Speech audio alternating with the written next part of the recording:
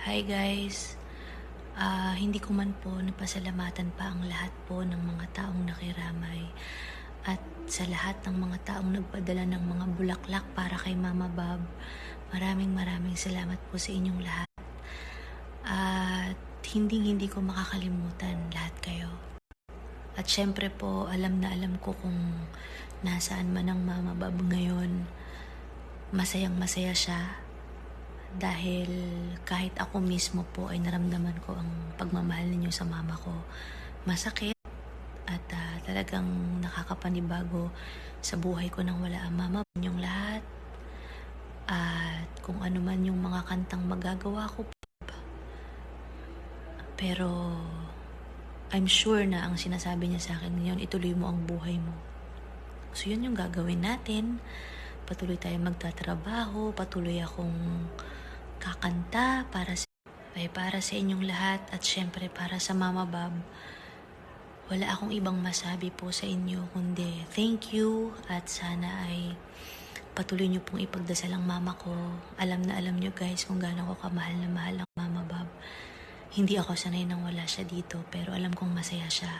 Kaya gusto ko lang sabihin sa inyo na kung ang mga taong mahal ninyo, lalo ang mga magulang nyo ay kasama nyo pa ngayon, sana wag na wag kayong magsasayang ng araw o oras na maiparamdam at sabihin sa kanila kung gaano nyo sila kamahal. Nakikiusap ako guys, gawin nyo yan ngayon. Wag nyong hintayin na hindi nyo na masabi sa kanila yan kapag huli na lahat.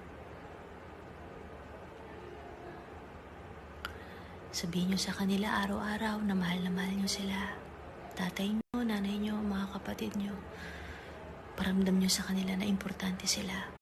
Kasi sa 2 months na nasa ICU ako, kasama ang mama, every time na nakikita ko yung mga pasyente doon, napatunayan ko na napakaikli ng buhay natin. Gusto kong sabihin sa inyo, maraming salamat at mahal na mahal ko kayong lahat. Magkikita-kita pa rin tayo guys, malapit na yan. At wag nyo rin pababayaan ang sarili nyo. May bago na akong anghel, ang Mama Bob ko. Maraming salamat sa mga taong nagmahal sa mama. Salamat.